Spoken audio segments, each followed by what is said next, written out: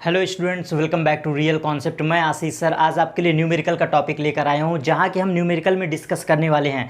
आज हमारा न्यूमेरिकल का नया चैप्टर, नया टॉपिक, पहला लेक्चर। बात करने वाले हैं साउंड एंड वेव के न्यूमेरिकल लेक्चर के बारे में। मीन्स आज हम जो बात करेंगे साउंड एंड वेव का न्यूमेरिकल का part first, sound and wave पर बेस्ड न्यूमेरिकल पार्ट फर्स्ट। पीछे मैंने कुछ लिखा हुआ है, पीछे मैंने कुछ चार्ट रखा है, आपको सारी बातें समझा रहा हूँ। मैंने वेवलेंथ एंड साउंड चैप्टर में बहुत अच्छे से आपको बताया था कि जो फार्मूला मैंने पढ़ाया है सिर्फ उस बात को रिमेंबर रखना, सवाल फोड़ के आओगे। मैंने गारंटीड अपने वीडियो लेक्चर में कहा था, आज वो प्रूफ करने का दिन आया है कि न्यूमेरिकल में आपको दिखा सकूं कि सवाल यहीं आते हैं। आपके पॉलिटेक्निक आईआईटी के सवाल कितने बेसिक आते हैं, कितने बेसिक बता भी नहीं सकता, इतने बेसिक सवाल। तो आज हम जिक्र करेंगे बिल्कुल बेसिक सवालों के साथ न्यूमेरिकल प्लस थ्योरेटिकल। तो मिनिमम से मिनिमम 20 सवाल हम डिस्कस करेंगे। चलिए कंटिन्यू करते हैं आपके अपने टॉपिक को। तो पहला सवाल हमारा, ये जो मैंने पीछे लिखा है ना, आखिर मैंने क्यों ये मेहनत किया है तो समझिएगा। थ्योरेटिकल क्वेश्चन आपका बनता है स्पेक्ट्रम। ये जो मैंने इतना बड़ा चार्ट रखा है, ध्यान से समझिएगा, इसको कहते हैं स्पेक्ट्रम। हिंदी में भी स्पेक्ट्रम, इंग्लिश में भी स्पेक्ट्रम। अब रिमेंबर रखिए फास्ट वे में, जो सबसे पहले वेव पाई जाती है लॉन्ग रेडियो वेव्स। देखो यहाँ से पढ़ना शुरू करो, लॉन्ग रेडियो वेव्स सबसे पहले रिमेंबर रखना। इस सीक्वेंस को आपको रट्टा मार लेना है, रिमेंबर कर लेना है, याद कर लेना है किसी भी तरह से। तो सबसे पहले लॉन्ग रेडियो वेव्स आती हैं, देन आफ्टर एफएम हम लोग गाना सुनते हैं मोबाइल में, वही एफएम वाली रेडियो वेव्स जो कि एक प्रकार की रेडियो वेव्स हैं। यहाँ पे डिफरेंट टाइप दिखा दिया गया है कि एक होती है लॉन्ग रेडियो वेव्स और एक होती हैं रेडियो वेव्स। यहाँ पर भी डिफरेंस बताया गया है। स्पेक्ट्रम का मैंने डीप फॉर्म लिखा है। देन उसके बाद माइक्रोवेव्स होते हैं, माइक्रोवेव्स के बाद इंफ्रारेड वेव्स, इंफ्रारेड के बाद विजिबल रेंज आते हैं, विजिबल रेंज जो कि हमारी आंखें देख पाती हैं, इसीलिए मैंने इसको थोड़ा डिफरेंट ड्रॉ किया है। ये हमारी विजिबल रेंज है। देन उसके बाद अल्ट्रा वायलेट रेज, देन हमारी एक्स रेज आती हैं, ये हमारी एक्स रेज हैं। एंड सबसे लास्ट में हमारी आती हैं गामा रेज, जो कि सबसे खतरनाक रेज होती हैं। गामा रेज सबसे खतरनाक होती हैं। ये सीक्वेंस रिमेंबर रखिएगा, इसी को स्पेक्ट्रम कहते हैं। स्पेक्ट्रम एक ऐसा चार्ट होता है जो कि सभी प्रकार के वेवलेंथ वाली वेव्स को एक सीक्वेंस में बताता है, कौन पावरफुल है, कौन कम पावरफुल है। तो ये लिस्ट रिमेंबर रखिएगा। क्यों मैं इतना मेहनत कर रहा हूँ, ध्यान दीजिए। एक एक नंबर के 3 क्वेश्चन आपके तैयार इसी के साथ। Theoretical, long waves, FM radio waves, microwaves, infrared, visible, ultraviolet, X ray, gamma ray. और विजिबल में ऑर्डर रिमेंबर रखिएगा, V for visible rays, visible rays में वी फॉर वायलेट होता है और आर फॉर ग्रीन होता है, उसका सीक्वेंस भी देख लीजिए। तो अब समझो, 1 नंबर का क्वेश्चन तैयार। आपसे फ्रीक्वेंसी पूछे, आपसे फ्रीक्वेंसी का मतलब आवृत्ति, आपसे फ्रीक्वेंसी का ऑर्डर पूछता है 1 नंबर में, किसकी फ्रीक्वेंसी सबसे कम होगी, किसकी फ्रीक्वेंसी सबसे ज़्यादा होगी। तो this is increasing order of frequency, this chart list is increasing order of frequency. और यहाँ पे मैं लिख दे रहा हूँ ज़्यादा। अब आपको क्या चीज़ें समझ में आ गई, कम से ज़्यादा की तरफ क्या चलता है, इंक्रीजिंग ऑर्डर। देखो मैं ये लाइन खींच रहा हूँ, तो ये हमारा इंक्रीजिंग ऑर्डर है, this is increasing order of frequency. ये फ्रीक्वेंसी का इंक्रीजिंग ऑर्डर है। इंक्रीजिंग मतलब बढ़ता ऑर्डर, जो मैंने नीचे लाइन खींचा है। इंक्रीजिंग ऑर्डर सबसे कम किसका होता है, लॉन्ग रेडियो वेव्स का। सबसे कम, सबसे मिनिमम किसकी फ्रीक्वेंसी होती है, लॉन्ग रेडियो वेव्स की। और सबसे ज़्यादा किसकी होती है फ्रीक्वेंसी, गामा रेज की। तो ये ज़्यादा, ऐसे भी रिमेंबर रख सकते हो ऑर्डर। लॉन्ग रेडियो वेव्स को कम की तरह रट्टा मार लो, या फिर ऐसे समझ लो कि लॉन्ग रेडियो वेव्स की कम होती है और हमारी गामा रेज की सबसे ज़्यादा होती हैं। तो ये ऑर्डर समझ लो, this is increasing order, this is increasing order. 1 number का क्वेश्चन तैयार यहाँ से, ठीक है ना। जो भी लिस्ट पूछेगा आप बता देना। अब सिंपल दूसरा क्वेश्चन, दूसरे नंबर का क्वेश्चन आपसे वेवलेंथ पूछ लेता है कि वेवलेंथ का ऑर्डर बताओ। यहीं पे आपसे सेकंड क्वेश्चन कर लेगा। दूसरा क्वेश्चन, वेवलेंथ का ऑर्डर बताओ। वेवलेंथ का मतलब तरंग दैर्ध्य होता है, किसकी तरंग दैर्ध्य सबसे ज़्यादा होती है, किसकी तरंग दैर्ध्य सबसे कम। तो याद करो एक बेस्ट फॉर्मूला, अभी इसका यूज़ करूँगा। आवृत्ति n का वेवलेंथ के साथ उल्टा संबंध होता है। आवृत्ति n का वेवलेंथ के साथ उल्टा संबंध मतलब रेसिप्रोकल रिलेशन होता है। तो इससे सिद्ध क्या होता है, अगर वेवलेंथ कम तो फ्रीक्वेंसी ज़्यादा। कंपैरिजन कर लो, जिसकी फ्रीक्वेंसी ज़्यादा है तो उसका तरंग दैर्ध्य कम होगा। मतलब तरंग मतलब लेमडा, और लेमडा क्या हो जाएगा, कम हो जाएगा। क्या बातें समझ में आ गई? रेसिप्रोकल रिलेशन यही कहता है ना कि जिसकी फ्रीक्वेंसी ज़्यादा उसका तरंग दैर्ध्य कम, लेमडा कम। ये देखो लेमडा मैंने लिखा है, और मिनिमम, कम का मतलब मिनिमम। तो ये ऑर्डर है आपका, इसका उल्टा कर दो, ये कम तो यहाँ पे लेमडा जो हो जाएगा वो सबसे ज़्यादा हो जाएगा। तो क्या ये ऑर्डर समझ में आ गया? फ्रीक्वेंसी का ऑर्डर कैसा होता है? इंक्रीजिंग ऑर्डर ऐसे, और इसी का उल्टा कर दो, तो इसी का उल्टा कर दो तो ये हो जाएगा इंक्रीजिंग ऑर्डर ऑफ वेवलेंथ। बस ये बात रिमेंबर रखना। तो मैंने क्या बताया? अब वेवलेंथ किसकी सबसे ज़्यादा होती है? मैं वेवलेंथ क्वेश्चन नंबर 2 बता रहा हूँ। तो वेवलेंथ सबसे ज़्यादा होती है लॉन्ग रेडियो वेव्स की, और सबसे कम वेवलेंथ किसकी होती है? गामा रेज की। तो इस सीक्वेंस को भी आप पढ़ सकते हो। तो अब देखो मैं वेवलेंथ का ऑर्डर लिख दे रहा हूँ। ये क्या है? सबसे कम है। कम क्या है? लेमडा है। ये लिस्ट समझना, और कैसे लिख रहा हूँ। तो ये होता है इंक्रीजिंग ऑर्डर, ये होता है हमारा इंक्रीजिंग ऑर्डर। कम से ज़्यादा की तरफ, कम से ज़्यादा की तरफ जाना क्या कहलाता है? Increasing order. तो this is increasing order of wavelength. 1 number का क्वेश्चन तैयार, इंक्रीजिंग ऑर्डर। तो यहाँ से रिलेशन तैयार। ये फॉर्मूला रिमेंबर रखना, आवृत्ति का तरंग दैर्ध्य के साथ उल्टा संबंध होता है। तो 2 क्वेश्चन हमारे तैयार हो गए। इस पर भी क्वेश्चन पूछे हैं, ये 3rd क्वेश्चन, ये भी एक क्वेश्चन है। देखो मैंने 3 क्वेश्चन बोला था, 3 क्वेश्चन तैयार। फ्रीक्वेंसी का रिमेंबर पहला क्वेश्चन, वेवलेंथ का 2nd क्वेश्चन, और तीसरा ये फॉर्मूला। 3 क्वेश्चन हमारे तैयार। आवृत्ति का संबंध आवर्तकाल के साथ क्या होता है, या फिर आवृत्ति का संबंध वेवलेंथ के साथ क्या होता है? तो आपका सीधा जवाब होगा रेसिप्रोकल रिलेशन होता है, उल्टा संबंध होता है। अब आगे चलते हैं, इसके बाद बेसिक क्वेश्चन पर आते हैं। देखो ये चीज़ आता है। अब एक सिंपल सा फॉर्मूला मैंने आपको बताया था, V बराबर एन लैम्डा। V बराबर एन लैम्डा केवल एक ऐसा फॉर्मूला है जो कि इस चैप्टर पर सारे सवाल सॉल्व कर देता है। तो बेसिक अगर आपको डेफिनेशन रिमेंबर है, तो आज मैं बेसिक लेक्चर इसीलिए पहला रख रहा हूँ, जिससे बेसिक सारे सवालों को कंप्लीट कर सकें। जब तक इरेज कर रहा हूँ आपके स्क्रीन पर सवाल लग चुका है, आप स्टडी कर सकते हैं सेल्फ। तो पहला क्वेश्चन न्यूमेरिकल वाइज ये आपकी स्क्रीन पर आ गया है।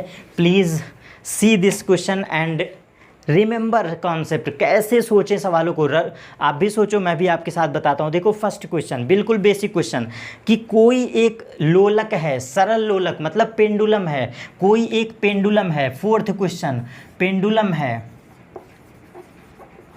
इस पेंडुलम को हम क्या करते हैं, आपसे ग्राफ पूछा है, 4 ऑप्शन है। तो पेंडुलम का टाइम पीरियड का एक फॉर्मूला पढ़े थे, T = 2 पाई एंड L/G। क्या ये फॉर्मूला रिमेंबर है? T = 2 पाई L/G। आपसे सीधा सीधा रिलेशन पूछा है कि T का L के साथ क्या रिलेशन होगा। आपसे सीधा सीधा क्वेश्चन पूछा है कि T का L के साथ क्या रिलेशन होगा। आई होप अगर आपको ये क्वेश्चन आ रहा हो तो जवाब दीजिए, जल्दी से सोचिए फास्ट वे में। T का हमारे इस L के साथ क्या रिलेशन है? Remember this concept in fast way.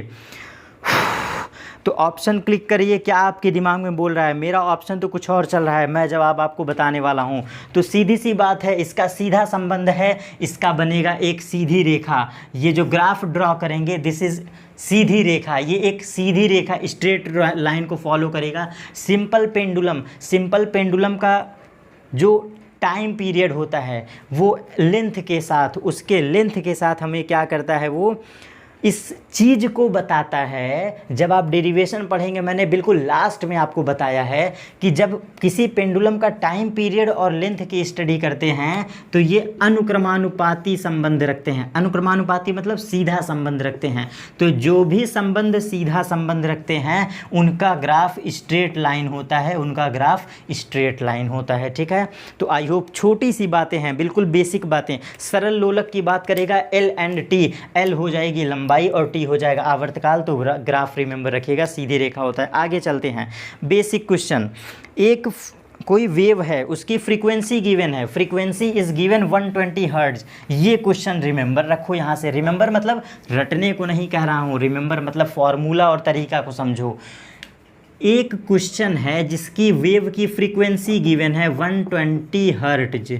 Hertz किसकी यूनिट होती है? यूनिट से पहचान लो, हर्ट्ज होता है एन आवृत्ति का मात्रक, आवृत्ति मतलब फ्रीक्वेंसी का मात्रक, मतलब ये वैल्यू क्या गिवन है, एन गिवन है। वेलोसिटी भी आपके क्वेश्चन में गिवन है, velocity is 480 metre per second, मतलब तरंग की चाल, स्पीड ऑफ वेव क्या गिवन है, स्पीड ऑफ वेव गिवन है 480 मीटर पर सेकंड।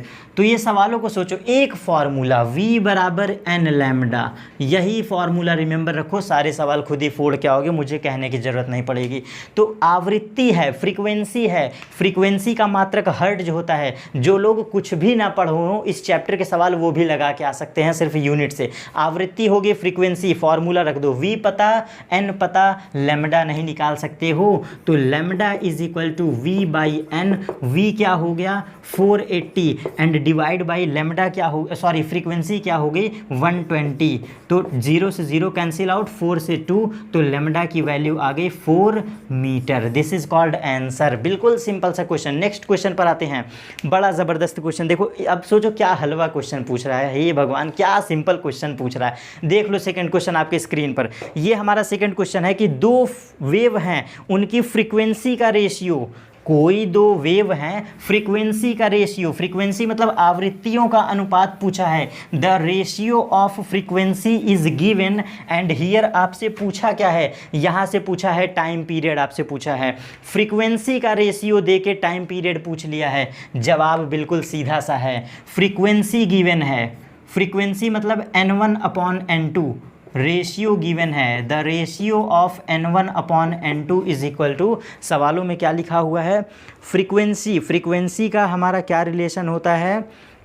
1/2, 1/2 क्वेश्चन में गिवन है। तो आपको बहुत अच्छे से पता है, बहुत अच्छे से पता है। एक तरफ हम लिखते हैं आवर्तकाल, आवर्तकाल का मतलब टाइम पीरियड t, और ये फॉर्मूला पढ़े हैं t बराबर 1/n, t बराबर 1/n। तो क्या संबंध दिख रहा है आपको आवृत्ति के साथ, उल्टा संबंध दिख रहा है, मतलब कि आवर्तकाल का आवृत्ति से उल्टा संबंध होता है। तो जवाब बिल्कुल सीधा है, आपसे आवृत्ति आवर्तकाल पूछा है ना, तो n1 का सीधा संबंध कैसे हो जाएगा t2 के साथ, और n2 का सीधा संबंध हो जाएगा t1 के साथ, दोनों को डिवाइड कर दो। यही तो संबंध कह रहा है, फ्रीक्वेंसी का आवर्तकाल के साथ उल्टा संबंध होता है। आपसे पूछा क्या है t1/t2, आपसे पूछा है t1/t2, और जवाब दे दो क्लियर। ऐसे सवालों का सीधा तरीका बताऊं, हिट एंड ट्रायल मेथड, एकदम ट्रिक, मतलब गलत तो हो ही नहीं सकता, हिट एंड ट्रायल मेथड, जिसका संबंध उल्टा हो। जैसे देखो सवालों में आवर्तकाल और आवृत्ति का संबंध उल्टा है ना, यही रेसिप्रोकल रिलेशन उल्टा कर दो, उल्टा मतलब बस इसको पलट दो, तो इसका आंसर हो जाएगा 2:1, 2:1, दिस इज आंसर। क्योंकि उल्टा संबंध है, क्योंकि उल्टा संबंध है, तो n का जब संबंध उल्टा है तो ये 1 वाला किसको रिप्रेजेंट कर रहा है, ये t1 को, और ये किसको रिप्रेजेंट कर रहा है t2 को। तो क्या समझ गए बात, सीधा सीधा उल्टा कर दो। और आई होप अब इतना बेसिक तो आपको पता होना चाहिए, जब मैं ये रिलेशन लिख दिया तो सीधा सीधा आपको समझ जाना चाहिए। आवर्तकाल का व्युत्क्रमानुपाती संबंध, reciprocal relation, then n1/n2 is equal to t2/t1। ठीक है, तो यहाँ से आप देख लो क्या निकालना है, क्या फाइंड आउट करना है। सेकंड क्वेश्चन पर चलते हैं। सेकंड क्वेश्चन हमारा है कि अनुप्रस्थ तरंगे कहाँ बन सकती हैं। याद करो अनुप्रस्थ तरंगे, थ्योरेटिकल में मैंने क्लियर लिखा था कि अनुदैर्ध्य तो हर जगह बनती हैं, लॉन्गिट्यूडिनल वेव्स तो हर जगह बनती हैं, बट ट्रांसवर्स वेव सिर्फ और सिर्फ सॉलिड पर बनती हैं और लिक्विड के ऑन द सरफेस बनती हैं। लिक्विड में भी नहीं बनता है, लिक्विड के ऑन द सरफेस बनता है। तो अनुप्रस्थ तरंगे पूछा है, अनुप्रस्थ तरंगे कहाँ बनती हैं, तो अनुप्रस्थ तरंगे सिर्फ और सिर्फ सॉलिड में बनती हैं। और कहाँ बन सकता है, on the surface of liquid, on the surface of liquid. I hope ये आंसर आप हिट कर सकते हैं। सेकंड क्वेश्चन पे लास्ट मतलब सेकंड क्वेश्चन पर चलते हैं। थ्योरेटिकल क्वेश्चन ना, फास्ट वे में आगे चलते हैं। सेकंड क्वेश्चन कि विद्युत चुंबकीय तरंगे नहीं हैं, ये क्वेश्चन रिमेंबर रखिएगा। सेकंड क्वेश्चन आपके ये स्क्रीन पर है, कौन सी इलेक्ट्रोमैग्नेटिक वेव्स नहीं हैं, कौन सी इलेक्ट्रोमैग्नेटिक वेव्स नहीं हैं जिसे हम लोग कहते हैं विद्युत चुंबकीय तरंगे नहीं हैं। तो विद्युत चुंबकीय तरंगे कौन नहीं हैं, ऑप्शन पढ़ के खुद ही हिट एंड ट्रायल मार दो। देखो क्या है हमारा, सवालों में गिवन है रेडियो तरंग। रेडियो तरंग साफो साफ बिल्कुल क्लियर है कि ये इलेक्ट्रोमैग्नेटिक वेव है। रेडियो वेव्स कैसी होती हैं? इलेक्ट्रिसिटी से चलती हैं। और आगे देखो, और क्या है तुम्हारा? पराश्रव्य तरंगे, प्रकाश तरंगे, गामा तरंगे। लाइट वेव्स मैंने क्लियर बोला था कि ये इलेक्ट्रोमैग्नेटिक वेव्स होते हैं। और क्या है आपका? एक ऑप्शन और है गामा रेज। गामा रेज भी आपकी इलेक्ट्रिसिटी है से रिलेटेड हैं, जो कि क्या करती हैं? इलेक्ट्रोमैग्नेटिक वेव है। एक ऑप्शन है पराश्रव्य तरंगे। पराश्रव्य तरंगे जिसे हम लोग अल्ट्रासोनिक वेव्स कहते हैं। पराश्रव्य तरंगे, पराश्रव्य तरंगें, ये हमारी इलेक्ट्रोमैग्नेटिक वेव्स नहीं है, रिमेंबर रखना, क्योंकि ये अनुदैर्ध्य तरंगों की श्रेणी में आती हैं। ये ध्वनि का प्रकार है, ध्वनि का एक प्रकार पराश्रव्य तरंगें हैं। तो इसलिए ये जो है आपकी पराश्रव्य तरंगें, ultrasonic waves, this is not a electromagnetic wave. Next question पर चलते हैं। नेक्स्ट क्वेश्चन, एक क्वेश्चन गिवन है, आवर्तकाल गिवन है, आवृत्ति बताओ। देखो क्या बचपना वाला सवाल पूछ रहा है, क्या बच्चों वाला सवाल पूछ रहा है।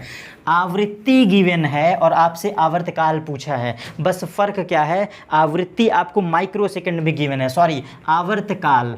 देखो ये क्या बचपना वाला सवाल पूछ रहा है। आवर्तकाल गिवन है 0.05 माइक्रो सेकंड। बस ये देखो, आवर्तकाल गिवन है 0.5 माइक्रो सेकंड में, इसको कहते हैं माइक्रो सेकंड।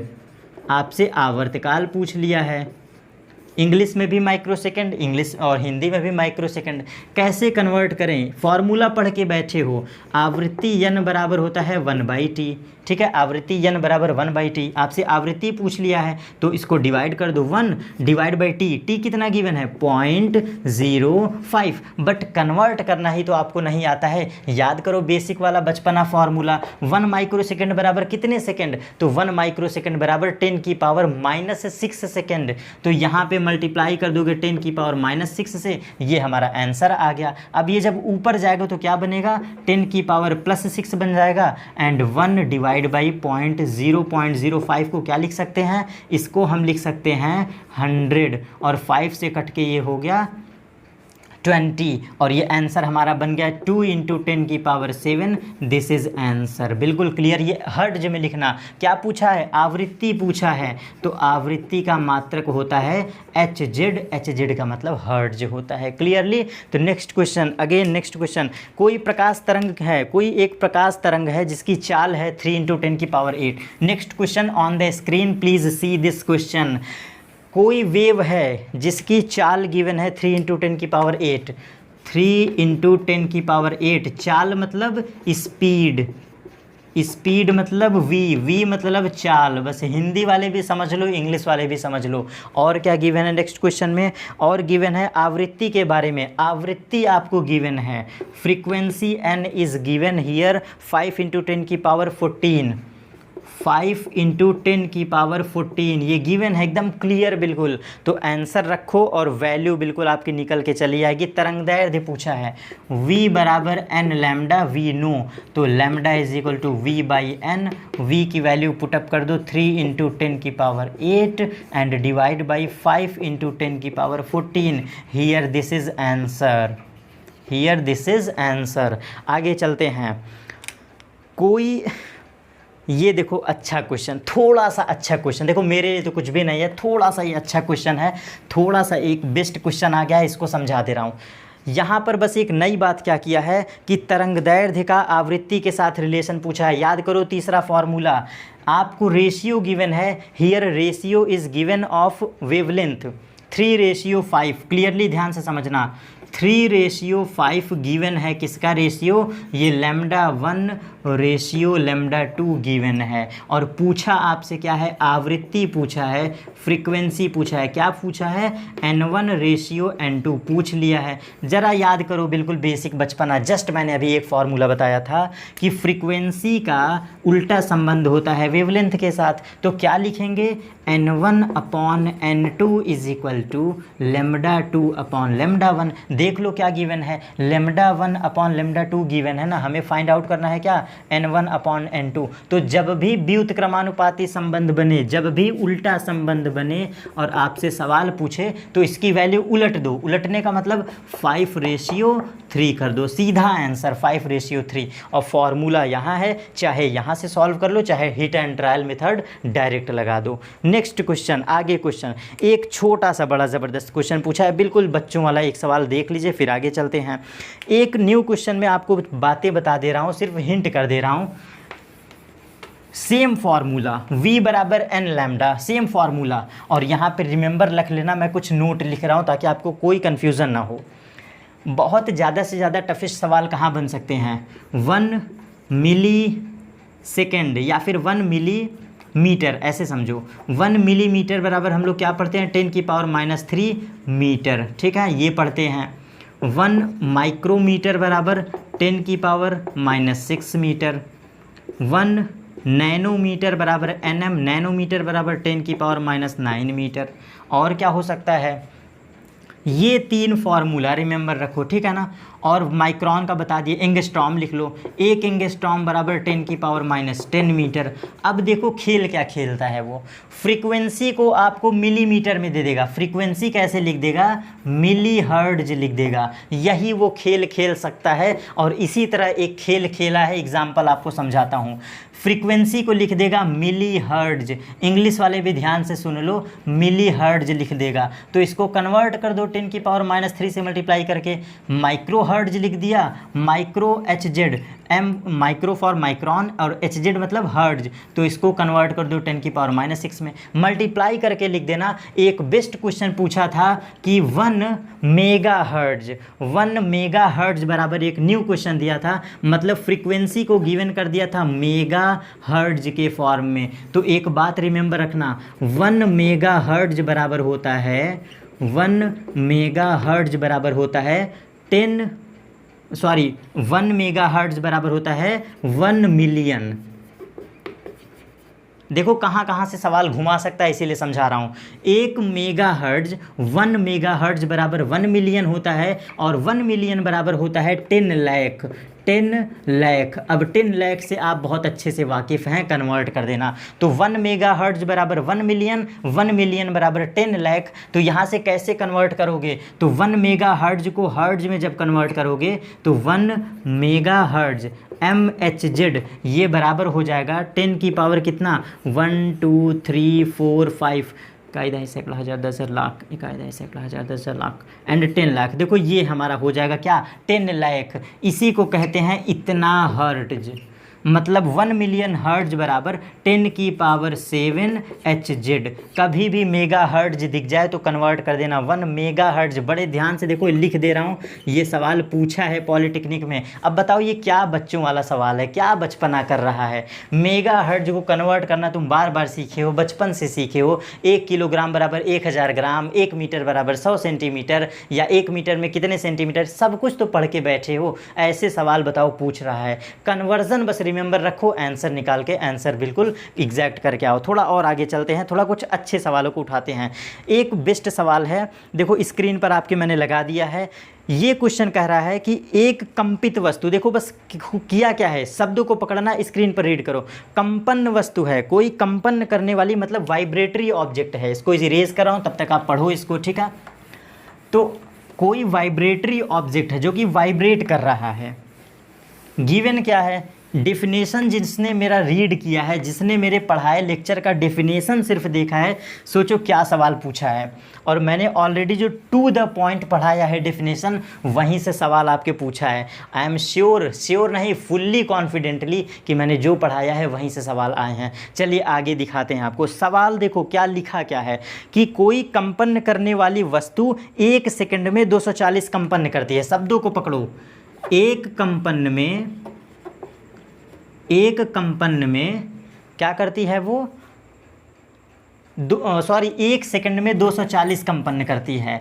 1 सेकंड में 240 कंपन का मतलब वाइब्रेट करती है। वाइब्रेशंस इसके इतने हैं, वाइब्रेशन इतने करती है।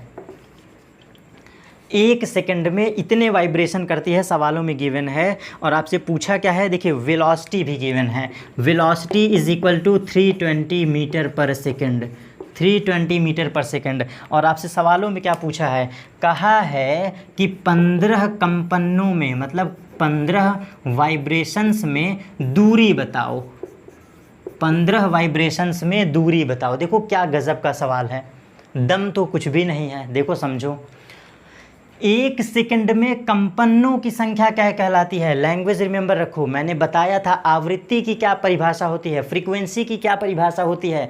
Frequency is called total number of vibrations in per unit second. 1 second में कंपनों की संख्या, 1 सेकंड में कंपनों की संख्या क्या कहलाती है? आवृत्ति कहलाती है। समझ में आया लैंग्वेज? ये 240 कुछ अलग नहीं दिया था, ये n दिया है, n बराबर आवृत्ति दिया है। क्या v बराबर n लैम्डा नहीं निकाल सकते हो? v बराबर n लैम्डा नहीं निकाल सकते हो? निकाल दो लैम्डा यहाँ से। तो लैम्डा की वैल्यू v बराबर 320 एंड डिवाइड बाई कितना? 240, 0 से 0 कैंसिल आउट, 8 4 जा 32 एंड 8 3 जा 24। तो लैम्डा की वैल्यू आ गई 4/3। चलो बड़े, बहुत बड़ी अच्छी बात है। कहोगे अभी सर आंसर नहीं आया, ज़रा देखो क्या गजब का कंसेप्ट है सवालों में, क्या गजब का कंसेप्ट है। 1 सेकंड में, बार बार कह रहा हूँ, उस पर सवाल पूछा है, रिमेंबर रखना, once again I repeat. 1 second में कंपनों की संख्या 240 है, तो 1 सेकंड में होने वाला कंपन क्या कहलाता है? आवृत्ति कहलाता है। ये क्या कहलाता है? आवृत्ति कहलाती है, फ्रीक्वेंसी कहलाती है। रिमेंबर रखना, एक क्वेश्चन आगे गिवन है। तो हमसे पूछा क्या है? 15 कंपनों में ना, और ज़रा रिमेंबर रखो, एक कंपन में चली गई दूरी क्या होती है? लैम्डा होती है। देख लो मैंने क्या बोला, एक कंपन में, ये भी लैंग्वेज रिमेंबर रखो, एक कंपन में चली गई दूरी, एक कंपन में चली दूरी ही तो लैम्डा कहलाती है। तरंगदैर्ध्य की परिभाषा क्या थी? तरंगदैर्ध्य ये कहता है कि एक वाइब्रेशन जब पार्टिकल करता है तो वेव कहाँ चली गई? This distance is called lambda. तो आप मुझे बताओ, जब एक कंपन में चली गई दूरी लैम्डा है, तो 15 में पूछा है, एक कंपन में चली गई दूरी लैम्डा है, तो 15 कंपनों की दूरी क्या होगा? 15 लैम्डा। तो ये आपका आंसर है 15 × 4/3। 3 से कट गया 5 बार में, 5 4 जा 20 मीटर। ये आपका एग्जैक्ट आंसर है। क्या बात समझ में आया? 2 लैंग्वेज का यूज किया था। 1 सेकंड में कुल कंपनों की संख्या, दिस इज कॉल्ड फ्रीक्वेंसी। कंपन मतलब vibration, total number of vibrations in per unit second, this is called time frequency. और ये क्या है? In one vibratory motion distance covered by a wave, this is called wavelength. एक कंपन में wave कितना दूरी चली? This is called wavelength. तो हम पढ़े हैं, एक कंपन में चली गई दूरी लैम्डा होती है, तो 15 कंपन का पूछा है, तो 15 कंपनों में दूरी 15 लैम्डा। तो हम लैम्डा निकाल के बैठे थे और 15 से मल्टीप्लाई कर देंगे तो आंसर हमारा आ गया। ये सब बेसिक क्वेश्चन है, बिल्कुल बेसिक क्वेश्चन है। रिमेंबर रखो, आंसर आपको खुद निकलता हुआ चला आएगा। अब चलो इसी पर एक बेस्ड सिंपल सा क्वेश्चन कर लेते हैं, जिससे आप भी कहोगे सर क्या मजाक करते हैं आप। चलो देखो अभी और आगे एकदम सिंपल क्वेश्चन। नेक्स्ट क्वेश्चन, इसका कंसेप्ट सिर्फ सिखा दे रहा हूँ। देखो ये क्वेश्चन क्या गिवन है कि एक दैशिक संकेत, दैशिक मतलब होता है डायरेक्शन, कभी भी डायरेक्शन को यूज़ करने में, डायरेक्शन को बताने में, डायरेक्शन को हिंदी भाषा में कहते हैं दैशिक या फिर दिशा, समझ लो, लिखा है सिर्फ। तो दिशा संबंधी जो सूचक होता है, सूचक मतलब संकेतन, कौन संकेत देता है? तो ये जो है संकेत देता है आपका, कौन संकेत देता है? पराश्रव्य तरंगे। संकेत देने का काम, सूचना देने का काम कौन करता है? पराश्रव्य तरंगे, अल्ट्रासोनिक वेव्स। ये आंसर है, रिमेंबर रखिएगा इस पॉइंट को।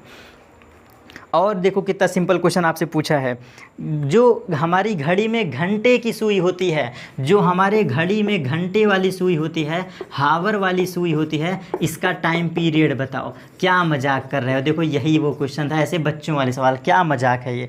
घंटे वाली सुई का टाइम पीरियड पूछा है, जो हमारी घड़ी की घंटे वाली सुई होती है उसका टाइम पीरियड बताओ। घंटे वाली सुई एक चक्कर लगाने में कितना समय लेती है? घंटे वाली सुई हमारे घड़ी का एक चक्कर लगाने जाने में कितना समय लेती है, तो वो लेती है 12 सेकंड। याद करो, एक घड़ी का घंटे वाली सेकंड एक चक्कर कितने समय में पूरा करती है? याद करो आवर्तकाल की परिभाषा, किसी एक चक्कर को पूरा करने में लिया गया समय इज़ कॉल्ड आवर्तकाल। तो घड़ी हमारी 12 घंटे में क्या करती है? एक चक्कर काटती है घंटे वाली सुई। तो ये हमारा क्या हो गया? 12 घंटे इसका टाइम पीरियड हो गया घंटे वाली सुई का। और देखो कितना मजाक किया है आपसे, क्या क्या क्वेश्चन पूछ रहा है यार, क्या मैं बताऊं। सेकंड वाली सुई, हमारे घड़ी की सेकंड वाली सुई कौन सी गति करती है? कौन सी गति करती है? ऑप्शन में आवर्ती गति, सरल आवर्त गति, कंपन गति, इनमें से कोई नहीं। 4 ऑप्शन, क्या क्या? आवर्ती गति, सिंपल हार्मोनिक, सरल आवर्त गति, या फिर और क्या है? वाइब्रेटरी मोशन मतलब कंपनी गति, या फिर इनमें से कोई नहीं। तो मैंने बताया था पीरियोडिक मोशन, आवर्ती गति का परिभाषा एक ही पाथ पर बार बार रिपीट करना इज़ कॉल्ड पीरियोडिक। तो सेकंड वाली सुई क्या करती है? एक ही पाथ को बार बार रिपीट करती है। तो चाहे सेकंड वाली सुई हो, चाहे मिनट वाली सुई हो, या फिर घंटे वाली सुई हो, तीनों का जो मोशन होता है वो आवर्ती गति होता है। आवर्ती गति मतलब पीरियोडिक मोशन होता है, रिमेंबर रखिएगा, ठीक है।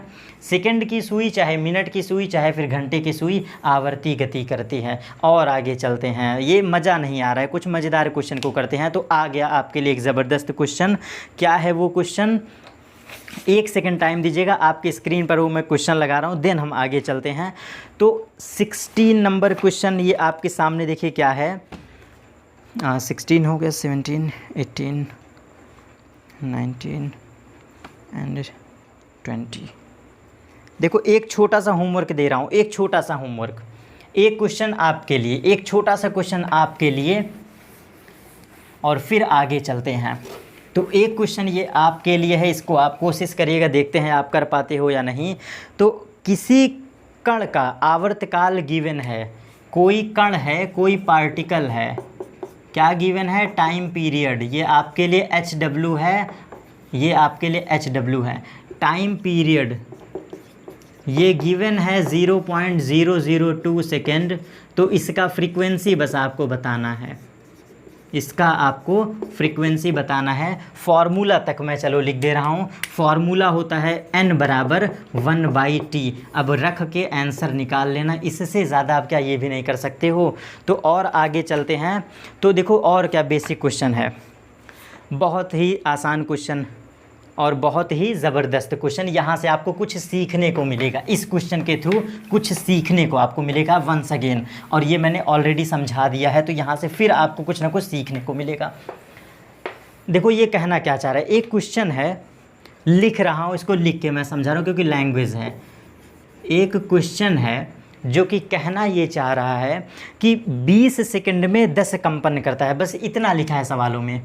20 सेकंड में 10 कंपन कोई कर रहा है, 10 कंपन कर रहा है या हो रहा है, ऐसे समझ लो। कोई क्वेश्चन हमने रीड किया, क्या लिखा है? कोई घड़ी है या कोई बॉडी है, कोई पार्टिकल है, 20 सेकंड में इन 20 सेकंड ही कवर्स या फिर ही मूव्स 10 वाइब्रेटरी मोशंस या फिर 10 वाइब्रेशंस। क्या है? 20 सेकंड में 10 कंपन, साफ साफ लिखो, 20 सेकंड में कितना कर रहा है? 10 कंपन। अब देखो आपसे पूछा क्या है, मैंने जस्ट अभी बताया था, 1 सेकंड में कंपनों की संख्या क्या होता है? 1 सेकंड में कंपनों की संख्या क्या होती है? 1 सेकंड में कंपनों की संख्या टाइम पीरियड होता है T। 1 सेकंड में कंपनों की संख्या टाइम पीरियड होता है। उसी तरह से सेम उसी तरह से एक कंपन में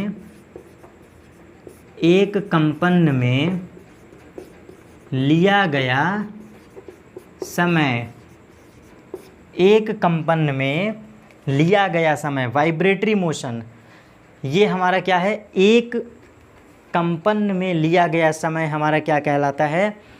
आवर्तकाल कहलाता है। 1 सेकंड में जो कंपन होते हैं, देखो यहाँ पे समझना, 1 सेकंड में जितने कंपन होते हैं ये कहलाती है आपकी फ्रीक्वेंसी। जस्ट मैंने अभी इससे पहले बताया है, 1 सेकंड में बॉडी जितने वाइब्रेशंस करती है, total number of vibrations is called frequency. तो यहीं से एक लैंग्वेज बनता है कि अगर एक कंपन क्या है, एक कंपन 1 वाइब्रेशंस में लिया गया टाइम पीरियड क्या कहलाता है, ये आवर्तकाल कहलाता है, टाइम पीरियड कहलाता है। छोटा सा मिस्टेक केवल बोलने में हुआ है, अगेन सुन लीजिए ध्यान से, मैंने क्या कहा है, 1 सेकंड में जो कंपन होते हैं दिस इज़ कॉल्ड फ्रीक्वेंसी। ये छोटे छोटे लैंग्वेज हैं, 1 सेकंड में कंपनों की संख्या फ्रीक्वेंसी कहलाती है। उसी तरह से एक कंपन में लिया गया समय टाइम पीरियड कहलाता है। तो आपसे पूछा क्या है सवालों में, अब यहाँ से देखो हम 2 चीज़ निकाल सकते थे, इसी सेम सवाल से 2 चीज़ निकाल सकते थे, फ्रीक्वेंसी भी बता सकते हो और टाइम पीरियड। आपसे टाइम पीरियड पूछा है तो टाइम पीरियड में हमको क्या देखना है, एक कंपन में लिया गया समय देखना है। तो इसका उल्टा पढ़ो, सवाल में क्या गिवन है, 20 सेकंड में 10 कंपन, तो हम लिख सकते हैं 10 वाइब्रेशंस। अब एक इंग्लिश में लिख लें, नहीं तो इंग्लिश बोर्ड वाले बच्चे नाराज़ हो जाएंगे। 10 वाइब्रेशंस कवर्स करता है कितने टाइम में, इन 20 सेकेंड, इन 20 सेकेंड। तो 1 vibrations is equal to 1 vibrations is equal to 20/10, this is 2। तो ये क्या आ गया, 2 जो है हमारा टाइम पीरियड है। तो ये हमारा आंसर, यही आपसे पूछा था। तो अगर आप एक वाइब्रेशंस का समय निकाल लेते हो, एक वाइब्रेशंस में लगा समय, तो this is called time period. यही मैं लाइन बताया हूँ, ये 2 बात रिमेंबर रखना, ऑलरेडी मैंने पढ़ाया है बट क्वेश्चंस के लिए आप लोग को समझा रहा हूँ। सेकेंड लास्ट क्वेश्चन मतलब इस वीडियो का सेकेंड लास्ट क्वेश्चन ये क्या है, तो एक क्वेश्चन है, कोई बॉडी है जो कि पर सेकंड 55 कंपन कर रही है ऑन द स्क्रीन। ये आपके बोर्ड पे मैं लगा दे रहा हूँ, देखिए सीन कर लीजिए। क्या क्वेश्चन में गिवन है, कोई पार्टिकल है वो 55 कंपन कर रहा है पर सेकंड में, 55 कंपन क्या कर रहा है, देखो क्या गिवन है, पर सेकंड में 55, पर सेकंड मतलब 1 सेकंड में, प्रति सेकंड, सवालों को ध्यान से पढ़ो, 1 सेकंड में कितना कंपन कर रहा है, 55 कंपन। और जस्ट अभी आपने क्या पढ़ा है, अभी मैंने आपको बताया कि एक कंपन में लिया गया समय क्या होता है, आवर्तकाल होता है। एक कंपन में लिया गया समय आवर्तकाल होता है। 1 कंपन में लिया गया समय टाइम टी होता है। इसकी आवश्यकता नहीं है, हमें क्या निकालना है कि 1 सेकंड में कंप्लीट कंपन। तो ये क्या गिवन है, जो 55 गिवन है ये HZ गिवन है, ये हर्ट्ज गिवन है, आवृत्ति गिवन है। 1 सेकंड में किया गया कंपन क्या कहलाती है, आवृत्ति कहलाती है। जस्ट अभी मैंने आपको पढ़ाया है। तो 1 सेकंड में हमारा क्या निकलता है, 1 सेकंड में किया गया कुल कंपन आवृत्ति कहलाती है। मतलब n बराबर ये 55 गिवन है, n बराबर 55। और सवालों को देख लो और क्या गिवन है, वेलोसिटी हमें गिवन है, वेलोसिटी गिवन है 330 metre per second. Velocity is equal to 330 metre per second. क्या यहाँ से हम लोग लेमडा नहीं निकाल सकते, lambda is equal to v/n, और v की value 330 divide by 55, this is called answer. अब इतना सॉर्ट आउट आप कर सकते हैं। और लास्ट क्वेश्चन से, ये था हमारा सेकंड लास्ट क्वेश्चन, एंड बिल्कुल ही लास्ट क्वेश्चन, सबसे लास्ट क्वेश्चन 35, ये आपके लिए छोटा सा होमवर्क हो सकता है जिसको आप सिर्फ कर सकते हैं। चलो ये हमारा लास्ट क्वेश्चन भी आपके लिए होमवर्क है, ये लास्ट क्वेश्चन भी आपके लिए होमवर्क है। क्या गिवन है आपके लिए 35 क्वेश्चन, कि कोई ऑब्जेक्ट है, कोई बॉडी है, क्या कर रही है, 250 कंपन पर सेकंड कर रही है। क्या कर रही है, 250 कंपन पर सेकंड, कंपन प्रति सेकंड ये लिखा है, ठीक। 250 कंपन प्रति सेकंड कर रही है। तो आपसे पूछा क्या है, आवर्तकाल पूछा है, आपसे पूछा है आवर्तकाल। आई होप ये तो आप सॉल्व कर लोगे। जस्ट अभी मैंने पढ़ाया है, जस्ट अभी मैंने पढ़ाया है, यही आपसे पूछा है आवर्तकाल। जस्ट अभी मैंने पढ़ाया है कि एक कंपन में लिया गया समय, ध्यान दो, एक, लास्ट बार लिख दे रहा हूँ, एक कंपन में क्या है, लिया गया समय, लिया गया क्या समय, एक कंपन में लिया गया समय क्या कहलाता है? ये आवर्तकाल टाइम पीरियड है। टाइम पीरियड इंग्लिश में से टाइम पीरियड कहते हैं। वन कंपन मतलब वन वाइब्रेशंस में, एक वाइब्रेशंस में लिया गया समय ये होता है। ये पहला नोट था। और सेकंड नोट, एक सेकंड में टोटल कंपनों की संख्या, ये क्या है? एक सेकंड में कुल मतलब टोटल क्या है? कंपनों की संख्या। कंपनों मतलब वाइब्रेशंस, तो total number of vibrations is in 1 second is equal to called, क्या कहलाएगा? फ्रीक्वेंसी। फ्रीक्वेंसी। तो एक सेकंड में कुल कंपनों की संख्या फ्रीक्वेंसी कहलाता है। अब यहाँ से समझ लो तुमसे पूछा क्या है? 250 कंपन पर सेकंड कर रहा है, मतलब एक सेकंड में कितने कंपन? 250। यही तो लैंग्वेज बोल रहा है। प्रति सेकंड 250 कंपन कर रहा है, इसका मतलब क्या है? एक सेकंड में 250 कंपन करता है। आवर्तकाल का मतलब कहाँ है? आवर्तकाल ढूंढो, क्या है आवर्तकाल? एक कंपन निकाल लो, तो कहाँ होगा एक कंपन? यहाँ पे छुपा है कंपन। तो एक वाइब्रेशंस बराबर 1/250। ये हो गया आपका ये क्वेश्चन का भी आंसर। आई होप अब तो समझ में आ गया होगा। नहीं समझ में आया तो नोट करके ये सवालों को समझ सकते हो। तो चलो, इतना बेसिक सवाल हमने आज स्टडी किया और इतना बेसिक कंसेप्ट हमने कवर किया। अब नेक्स्ट जो टॉपिक होगा वहाँ पर हम बात करेंगे लेवल के क्वेश्चन को। लेवल मतलब कि इसी साउंड एंड वेव का खतरनाक क्वेश्चन, जहाँ पे आपका दिमाग थोड़ा बूस्ट कर जाए, क्योंकि मैं लेवल पर भी पढ़ाता हूँ, बेसिक भी पढ़ाता हूँ। तो अब की हमारा जो वीडियो होगा वो लेवल के सवालों पर होगा। तो चलिए ठीक है, मिलेंगे फिर साउंड एंड वेव के सेकंड लेक्चर के साथ। All of you, thank you.